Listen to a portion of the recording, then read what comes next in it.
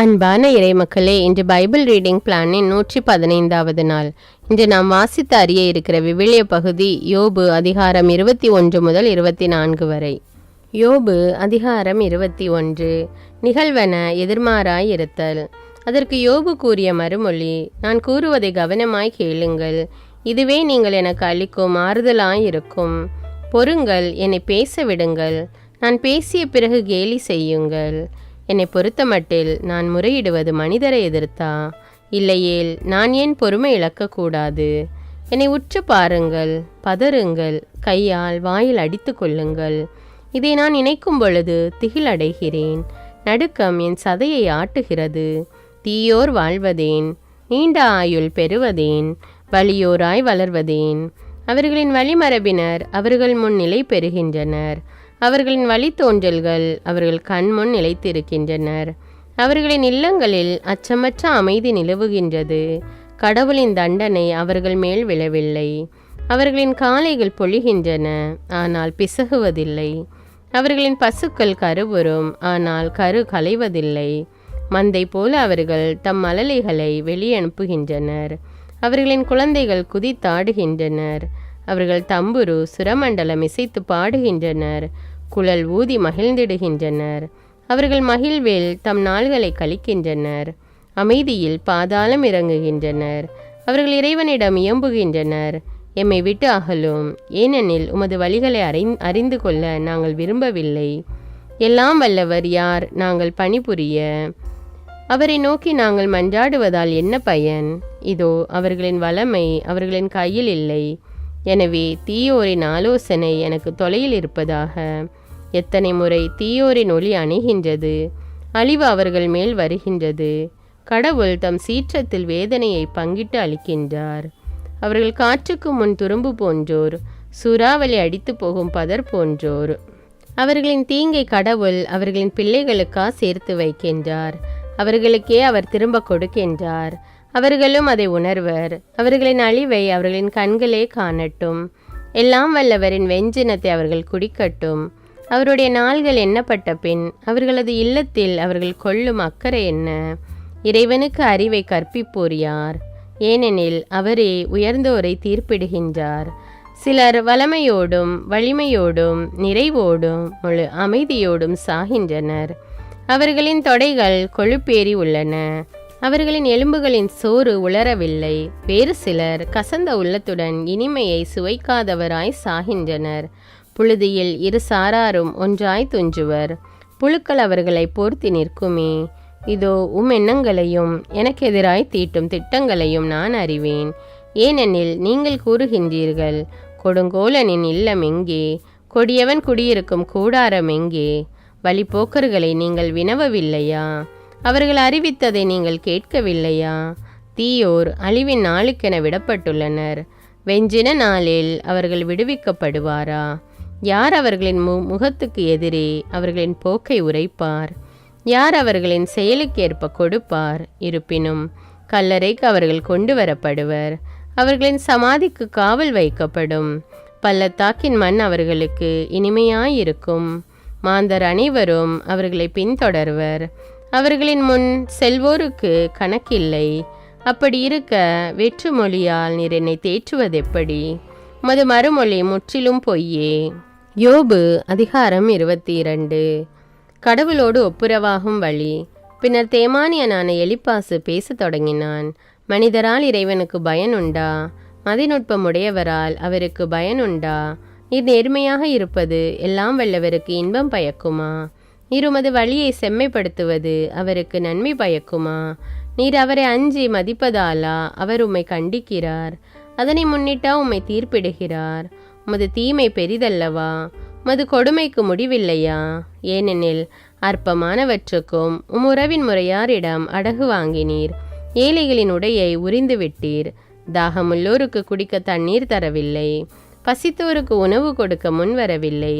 வலிய மனிதராகிய உமக்கு வையகம் சொந்தமாயிற்று. தயவு பெற்றவருக்கே அது குடியிருப்பாயிற்று. விதவைகளை நீர் வெறுங்கையராய் விரட்டினீர். அனாதைகளின் கைகளை முறித்து போட்டீர். ஆகையால் கன்னிகள் உம்மை சூழ்ந்துள்ளன. கிளி உம்மை திடீரென ஆட்கொள்ளும். நீர் காணா வண்ணம் காரிருள் சூழ்ந்தது. நீர் பெருக்கு உம்மை மூழ்கடித்தது.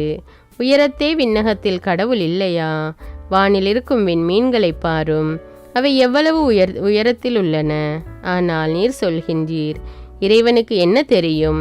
கார்முகிலை ஊடுருவி பார்த்து அவரால் தீர்ப்பிட முடியுமா? அவர் பார்க்கா வண்ணம் முகில் மறைகின்றது. அவர் வான்தளத்தில் உலவுகின்றார். பாதகர் சென்ற பழைய நெறியில் நீரும் செல்ல விளைகின்றீரோ? நேரம் வரும் முன்பே அவர்கள் பிடிபட்டனர். அவர்கள் அடித்தளத்தை வெள்ளம் அடித்து சென்றது. அவர்கள் இறைவனிடம், எங்களை விட்டு அகலும், எல்லாம் வல்லவர் எங்களுக்கு என்ன செய்ய முடியும் என்பர். இருப்பினும் அவரே அவர்களின் இல்லத்தை நன்மையினால் நிரப்பினார். எனினும் தீயவரின் திட்டம் எனக்கு தொலைவாயிருப்பதாக.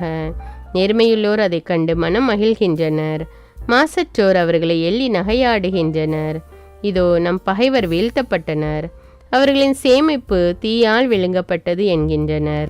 இணங்குக, இறைவனுக்கு எய்துக அமைதி, அதனால் உமக்கு நன்மை வந்தடையும். அவர் வாயினின்று அறிவுரை பெறுக, அவர் தம் மொழிகளை உம் நெஞ்சில் பொறித்திடுக. நீர் எல்லாம் வல்லவரிடம் திரும்பி வருவீராகில் நீர் கட்டி எழுப்பப்படுவீர். தீயவற்றை உம் கூடாரத்திலிருந்து அகற்றிவிடும். பொன்னை புழுதியிலே எரிந்து ஓபீர் தங்கத்தை ஓடை கற்களிடையே வீசிவிடும். எல்லாம் வல்லவரே உமக்கு பொன்னாகவும் வெள்ளியாகவும் வலிமையாகவும் திகழ்வார். கடவுளின் ஆற்றலுக்கு புகழ் பாடல். அப்போது எல்லாம் வல்லவரில் நீ நம்பிக்கை கொள்வீர். கடவுளை பார்த்து உம் முகத்தை நிமிர்த்திடுவீர். நீர் அவரிடம் மன்றாடுவீர், அவரும் உமக்கு செவி கொடுப்பார். நீ நினைப்பது கைகூடும், உம் வழிகள் ஒளிமயமாகும். ஏனெனில் அவர் செருக்குற்றோரின் ஆணவத்தை அழிக்கின்றார், தாழ்வாக கருதப்பட்டோரை மீட்கின்றார். குற்றவாளிகளையும் அவர் விடுவிப்பார், அவர்களும் கைகளின் தூய்மையால் மீட்கப்படுவர். யோபு அதிகாரம் 23. யோபு அதற்கு உரைத்த மறுமொழி, இன்று கூட என் முறைப்பாடு கசப்பாயுள்ளது. நான் வேதனை குரல் எழுப்பியும் என் மேல் அவரது கை பலுவாயுள்ளது. அவரை எங்கே கண்டுபிடிக்கலாம் என நான் அறிய யாராவது உதவுவாரானால் நான் அவர் இருக்கையை அணுகுவேன். என் வழக்கை அவர் முன் எடுத்துரைப்பேன். என் வாயை வழக்குரைகளால் நிரப்புவேன். அவர் எனக்கு என்ன வார்த்தை கூறுவார் என அறிந்து கொள்வேன். அவர் எனக்கு என்ன சொல்வார் என்பதையும் நான் புரிந்து கொள்வேன். மாபெரும் வல்லமையுடன் அவர் என்னோடு வழக்காடுவாரா? இல்லை, அவர் கண்டிப்பாக எனக்கு செவி கொடுப்பார். அங்கே நேர்மையானவன் அவரோடு வழக்காடலாம். நானும் என் நடுவரால் முழுமையாக விடுவிக்கப்படுவேன். கிழக்கே நான் சென்றாலும் அவர் அங்கில்லை, மேற்கேயும் நான் அவரை காண்கிலேன். இடப்புறம் தேடினும் செயல்படுகிற அவரை காணேன். வலப்புறம் திரும்பினும் நான் அவரை பார்த்தேன் இல்லை. ஆயினும் நான் போகும் வழியை அவர் அறிவார். என்னை அவர் புடமிட்டால் நான் பொன் போல் துலங்கிடுவேன்.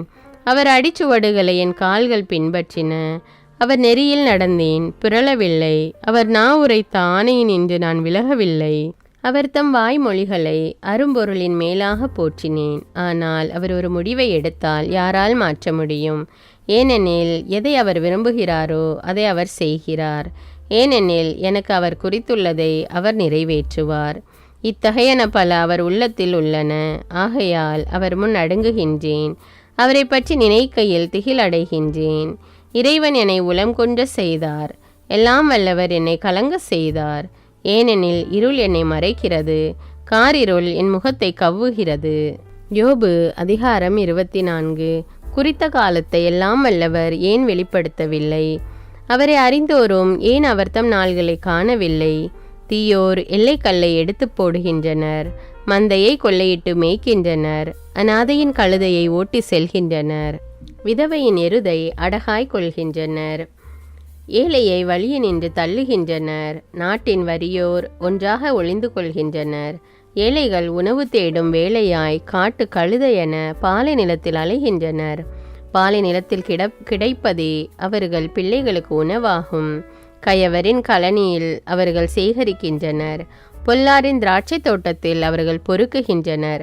ஆடையின்றி இரவில் வெற்று உடலாய் கிடக்கின்றனர். வாடையில் போர்த்தி கொள்ள போர்வையின்றி இருக்கின்றனர். மலையில் பொழியும் மழையால் நனைகின்றனர். உறைவிடமின்றி பாறையில் ஓண்டுகின்றனர். தந்தையிலா குழந்தையை தாயினின்று பறிக்கின்றனர். ஏழையின் குழந்தையை அடகு வைக்கின்றனர். ஆடையின்றி வெற்றுடலாய் அலைகின்றனர். ஆறா பசியுடன் அரிக்கட்டை தூக்குகின்றனர். ஒலிவ தோட்டத்தில் எண்ணெய் ஆட்டுகின்றனர். திராட்சை பிழிந்தும் தாகத்தோடு இருக்கின்றனர். நகரில் இறப்போர் முனகல் கேட்கின்றது. காயமடைந்தோர் உள்ளம் உதவிக்கு கதறுகின்றது. கடவுளோ அவர்கள் மன்றாட்டை கேட்கவில்லை. இன்னும் உள்ளனர் ஒளியை எதிர்ப்போர். இவர்கள் அதன் வழியை அறியார். இவர்கள் அதன் நெறியில் நில்லார். எழுவான் கொலைஞன் புலரும் முன்பே ஏழை எளியோரை கொன்று குவிக்க. இரவில் திரிவான் திருடன் போல காமுகனின் கண் கருக்களுக்காய் காத்திருக்கும். கண்ணெதுவும் என்னை காணாது என்றெண்ணி முகத்தை அவனோ மூடிக்கொள்வான். இருட்டில் வீடுகளில் கன்னமிடுவர். பகலில் இவர்கள் பதுங்கி கிடப்பர். ஒளியினை இவர்கள் அறியாதவரே, ஏனென்றால் இவர்களுக்கு நிழல் காலை போன்றது. சாவின் திகில் இவர்களுக்கு பழக்கமானதே. வெள்ளத்தில் விரைந்தோடும் வைக்கோல் அவர்கள். பார்மேல் அவர்கள் பங்கு சபிக்கப்பட்டது. அவர் தம் திராட்சை தோட்டத்தை எவரும் அணுகார். வறட்சியும் வெம்மையும் பனி நீரை தீக்கும். தீமை செய்வோரை பாதாளம் விழுங்கும். தாங்கிய கருப்பையே அவர்களை மறக்கும். புழு அவர்களை சுவைத்து தின்னும். அவர்கள் கொடுமை மரம் போல் முறிந்து போம். ஏனெனில் மகவிலா மலடியை இழிவாய் நடத்தினர். கைம்பெண்ணுக்கு நன்மையை கருதினார் இல்லை. இருப்பினும் கடவுள் தம் வலிமையால் வலியோரின் வாழ்வை நீட்டிக்கிறார். அவர்கள் தம் வாழ்வில் நம்பிக்கையோடு இருந்தாலும் நிலைக்க மாட்டார்கள். அவர் அவர்களை பாதுகாப்புடன் வாழ விடுகிறார். அவர்களும் அதில் ஊன்றி நிற்கிறார்கள். இருப்பினும் அவரது கண் அவர்கள் நடத்தை மேல் உள்ளது. அவர்கள் உயர்த்தப்பட்டனர், அது ஒரு நொடி பொழுதே. அதன் பின் இல்லாமல் போயினர். எல்லோரையும் போல் தாழ்த்தப்பட்டனர். கதிர் நுனி போல் கிள்ளி எறியப்பட்டனர். இப்படி இல்லையெனில் என்னை பொய்யன் என்றோ என் மொழி தவறு என்றோ என்பிப்பவன் எவன்?